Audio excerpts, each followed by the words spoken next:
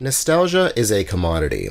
It always has been. Items from the past have emotional as well as monetary value, but the worse the present gets, the more people want to go back, and the more valuable these items become. Over the past decade, interest in certain items has exploded and an entire economy has formed around nostalgia. A lot of this is thanks to the internet, which introduced people to this world.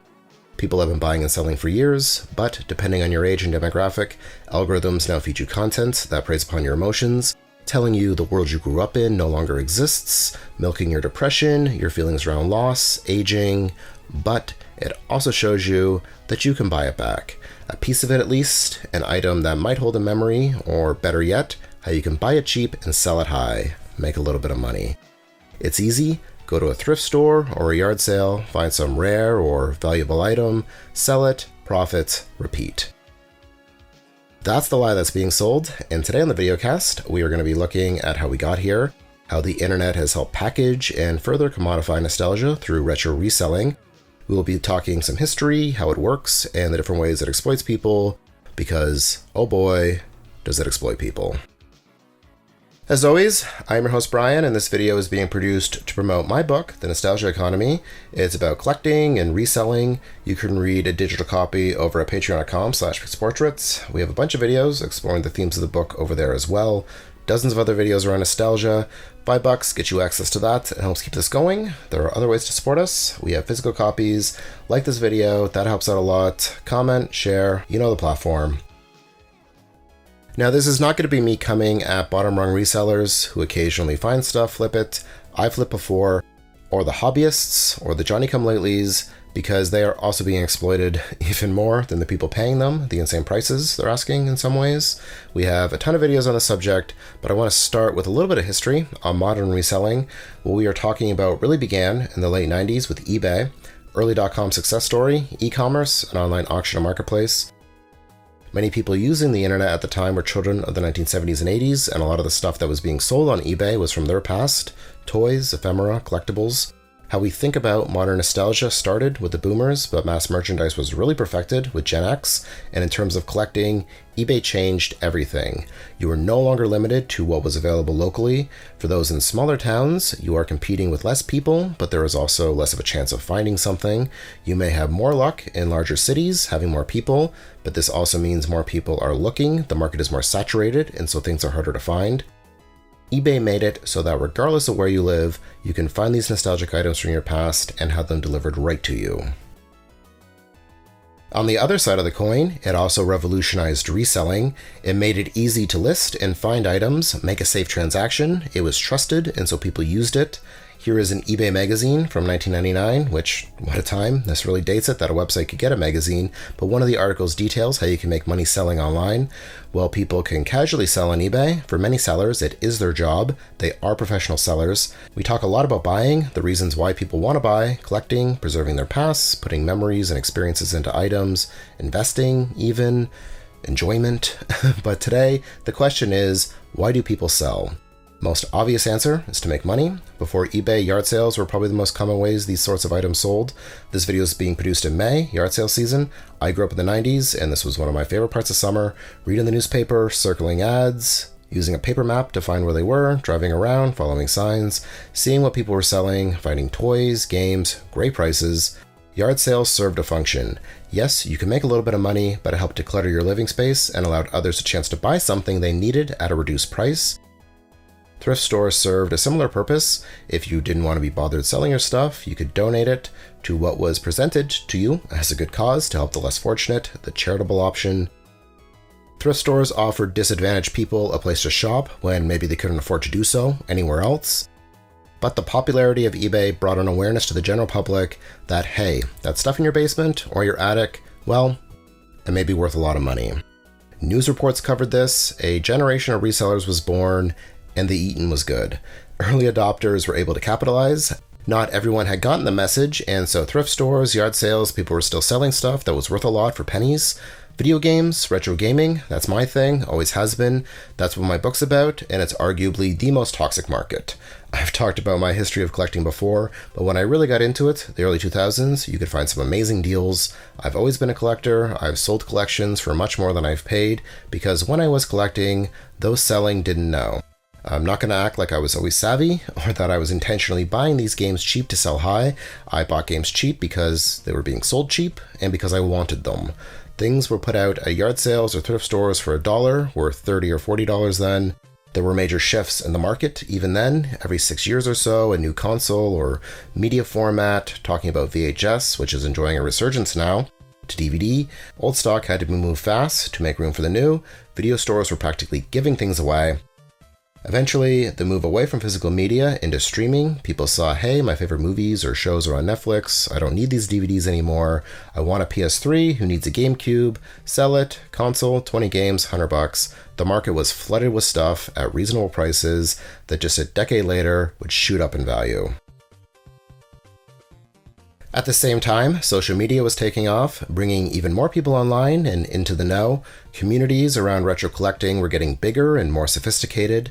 Apps were created, genres of content produced, algorithms collected values, and you no longer needed experience or knowledge. Anyone could get into it. All you needed was a phone, the app, and a lot of free time to spend hanging out in thrift stores.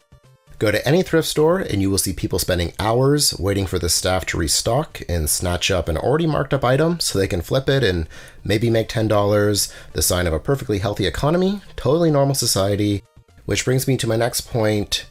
It's hard to talk about this without mentioning the decline. Resellers take a lot of blame for ruining collectible hobbies and thrifting, but they are the symptom of a bigger problem. Quality of life has decreased. It's very expensive to be alive, even more so to thrive and enjoy life. We mentioned yard sales, used to be for people looking to declutter, make a buck. Now many are asking top dollar because they need the money, or they just sell it online, on Marketplace. Thrift stores used to be a place those struggling could find something they could afford. Now they're boutique experiences. People can't afford to live on one income, or even two, so side hustles are needed, which is how reselling is promoted. In theory, reselling is easy.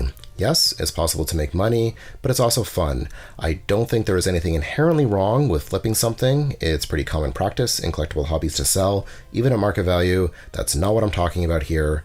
The resellers I'm talking about are the same kind of people who scalp concert tickets or flip pre-orders. People who exploit demand or try to make a career out of intentionally deceiving someone if it means they can pick up something cheap. A lot of these resellers are amateurs. They don't care to verify if something's legit. They only see money. I see fakes in listings all the time. Put on a yard sale, you'll have people showing up at 4 a.m. knocking on your door. Do you have video games? List something on Marketplace, especially video games, and they'll come out like cockroaches, lowballing you. And that's the difference between people who sell and resellers. Resellers only care about the profit. They found a way to make relatively easy money, and they've become obsessed with it. Reselling goes hand in hand with content creating. Any list of side hustles includes making content for passive income. I assure you, it's not that easy. Anyone telling you that it is manipulating you. But many people try to merge their reselling hustle with content creation, filming them harassing people at yard sales or going to the thrift store. Some of this content is very popular. It's important to remember, don't believe everything you see. These videos can be staged. Not saying amazing finds can't still happen, but not on the upload schedule these channels operate on.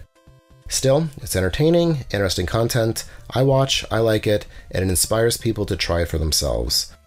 I've seen or heard of resellers taking out bank loans to fund the reselling hustle, which is insane. That is not a good idea. Reselling is not a sustainable job.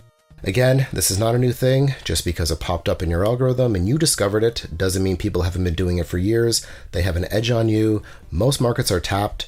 You are also at the mercy of what is being donated. You are buying items on speculation, paying out money on the belief that you will not only be able to sell it, but make a profit on it.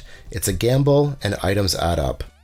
There's the sunk cost fallacy. You have all this time invested in it, so you settle with whatever you can find, buy a bunch of things that are missing pieces, broken, or have stains that would be worth money if they didn't, or they are. You find eBay comps, comparable sales, that tell you people are buying the item.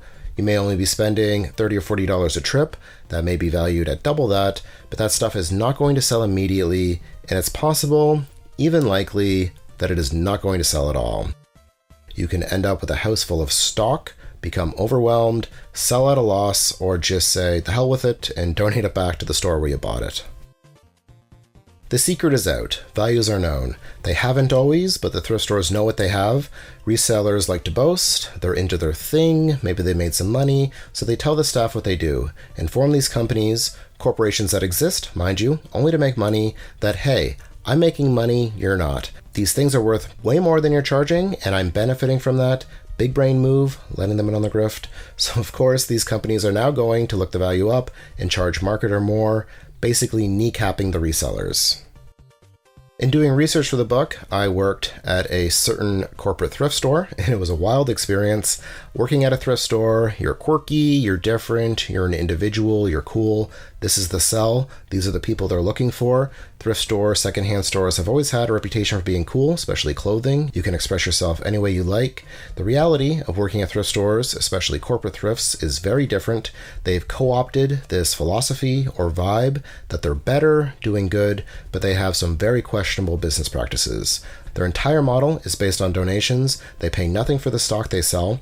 Yes, people donate to get rid of the stuff they don't want, but I'd wager most prefer the idea that their stuff is going to help those in need rather than the dump. But most of the stuff donated to thrift stores ends up in a landfill, either locally or shipped overseas. Certain items get priced completely on speculation. There's a great subreddit, r/thrift, that really shows some of the absurd things and prices pushed by these stores. If you are going to a thrift store to find something to flip, prepare to be disappointed because they are the ultimate reseller. Yes, you may get lucky and catch them slipping, but what you are getting the chance to buy has been processed and filtered, that most things of real value are priced accordingly or marked up even more. And yet, resellers still show up day after day, picking at the bones. Reselling is predatory. In a retro context, it preys upon people's desire to return to the past, commodifying nostalgia. It preys on desperate people looking for any way to make money, trying to make ends meet, people's kindness, who donate, believing they are doing the right thing, helping the less fortunate, who are instead getting further priced out. The promise of an easy buck brings the worst out in people. I will be talking in depth about my experience working at a thrift store in the next week or so over on Patreon. That's where you can read the nostalgia economy. If it sounds like something you're into, please consider supporting us. Lots of exclusive content over there as well. If you enjoyed this video, give us a thumbs up, subscribe, share, and let me know what you think. What is your experience thrifting? Have resellers taken over your thrift store? Let me know in the comments. As always, thank you all so much for your interest in this channel, and thanks for watching. See you in the future.